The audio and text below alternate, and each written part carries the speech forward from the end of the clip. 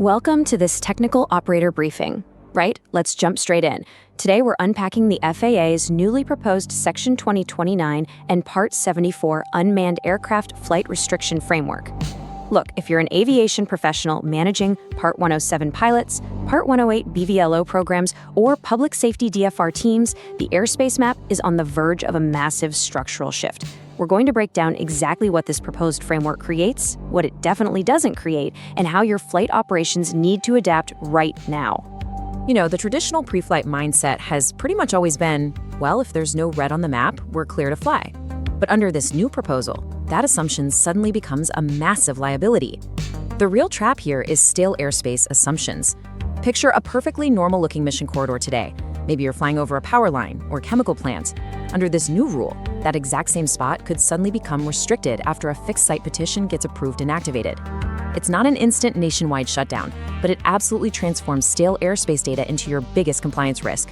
So, here is our dispatch briefing agenda. We're covering 1. The UAFR compliance trap, 2. Public facts and the UAFR concept, 3. Standard versus special UAFRs, 4. Part 107 transit rules, 5. Part 108 VLOS updates, and finally, 6. The operator public comment checklist.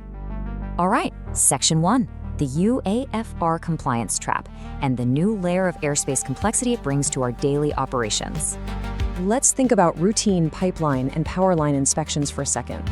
These represent the exact type of mission corridors impacted by fixed-site critical infrastructure rules. Under the proposed rule, these critical facilities have the right to seek necessary airspace protections. But here's the catch. The risk isn't necessarily malicious actors. The risk is actually us. Lawful, commercial remote pilots conducting routine surveys who might accidentally wander into these new restriction zones simply because their pre-flight routines, map data, or dispatch protocols didn't evolve to catch them. Moving right along to Section 2, Public Facts and the UAFR concept. Specifically, we'll look at the Section 2209 mandate and the Part 74 proposal. To really get compliance right, we have to understand what a UAFR actually is. It stands for Unmanned Aircraft Flight Restriction. This is a legal airspace designation under the proposed 14 CFR Part 74. It essentially creates defined horizontal and vertical limits around a qualifying fixed-site facility where unauthorized drone operations are restricted. Just think of it as a virtual no trespassing sign. But remember, it relies entirely on operator compliance and legal enforcement. It is not some physical or electromagnetic barrier up in the sky. Now, the historical context here is kind of fascinating. Congress actually ordered this exact mechanism a full decade ago under the 2016 FESA mandate. But the FAA's Notice of Proposed Rulemaking, the NPRM, was just published on May 6, 2026. So after 10 years of waiting, we suddenly have this active 60-day window to shape the policy with a fast-approaching public comment deadline of July 6, 2026. This is literally the moment for the industry to speak up about how this is actually going to work out in the real world. And you might be wondering, can just any local business apply for one of these? Definitely not. The FAA strictly limits eligibility to non-mobile, permanent facilities that already have existing protective security measures in place. They have to fall within one of 16 specific critical infrastructure sectors identified in National Security Memorandum 22. We're talking chemical plants, energy grids, transportation systems, nuclear reactors, major communications hubs, stuff like that. The applicant actually has to prove a real security need. They aren't just handed out on demand. Okay, Section 3, Standard versus Special UAFRs. Let's define the boundaries and enforcement. The proposal splits these flight restrictions into two distinct tiers, and understanding the difference is absolutely crucial for your flight departments to avoid major enforcement actions. A standard UAFR applies to those eligible fixed sites we just mentioned. It can be active continuously or part-time up to 290 days a year. And crucially, it permits certain transit exceptions for lawful commercial operators. But a special UAFR? That's an entirely different beast. It's reserved for highly sensitive federal, defense, or intelligence sites. It carries a massive 5-year designation, and it strictly prohibits all operations unless you have express approval from both the using agency and the FAA. Violating a special UAFR basically treats your drone with the severity of a national defense airspace violation. Yes, that means potential criminal penalties. Now, this is probably the most misunderstood aspect of the entire proposal, so let me be crystal clear here. This rule does not, I repeat, does not grant private facilities jamming, spoofing, or shoot-down authority. A UAFR designation provides zero unilateral counter-drone interference authority to a private facility manager. The FAA is explicitly clear that this is strictly an airspace mapping and legal enforcement mechanism. It absolutely does not legalize electronic warfare for private companies. Section 4, Part 107, Transit Rules. How do we maintain lawful access and avoid assumptions? So, to maintain access under proposed Section 74-250, operators actually have a specific blueprint to follow.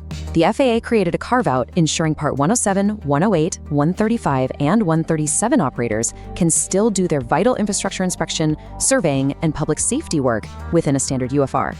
But you have to meet 3 strict requirements. First, your aircraft must broadcast remote ID.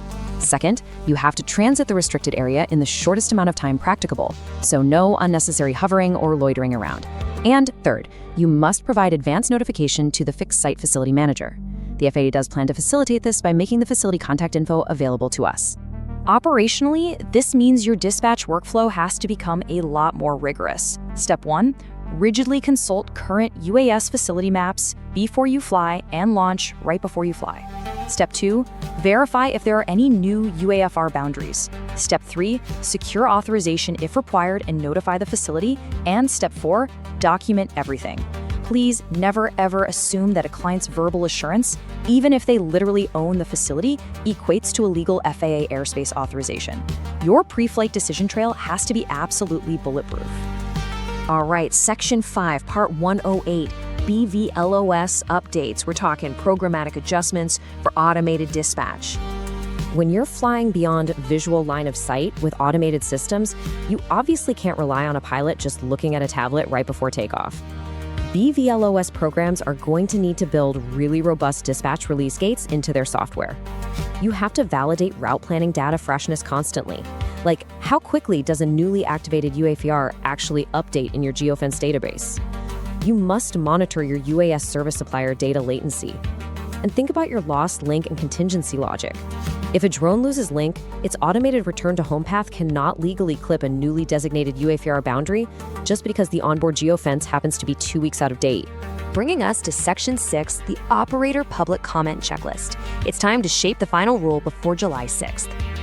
We need to treat any unknowns in this proposal as implementation questions that we can actually help answer.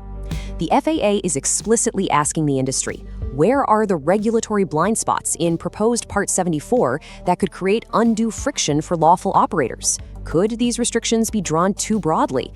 Could they be implemented in ways that accidentally ground lawful commercial missions? It is entirely up to us, the operators, dispatchers, and program managers, to highlight the practical, day-to-day realities of flight planning in our public comments.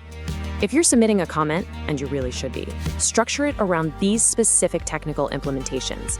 Demand answers on map data latency. If the FAA activates a UAFR, how many minutes or hours until it reaches our enterprise planning tools? Address overbreadth to prevent facilities from claiming excessively large airspace radiuses. Ask for explicit clarity on exceptions for drone as a first responder public safety teams. They obviously can't wait to give advance notification during an active 911 call. Advocate for clear visibility of authorizations, and ask the FAA to strictly define what shortest practicable time actually means when you're flying a slow, systematic survey corridor. Ultimately, what you should take away from this explainer is this. The FAA's new Part 74 process is fundamentally an airspace, discoverability, and pre-flight documentation challenge. Navigating this new compliance layer requires a massive shift in how your operation manages data. The new risk isn't just seeing more red on the map. It's unverified airspace data freshness and weak pre-flight governance. If your maps are stale, your operation is legally exposed. Look, the regulatory landscape is shifting rapidly, and making assumptions is simply no longer an option. For more expert, practical briefings on drone policy, counter-UAS impacts, and operator compliance, make sure you subscribe to UAVHQ. We cut through the noise to bring you the precise technical analysis you need to keep your flight programs lawful and ahead of the regulatory curve. So, how will your pre-flight checklist change tomorrow? Think about it. Update your standard operating procedures, and we'll see you in the next briefing.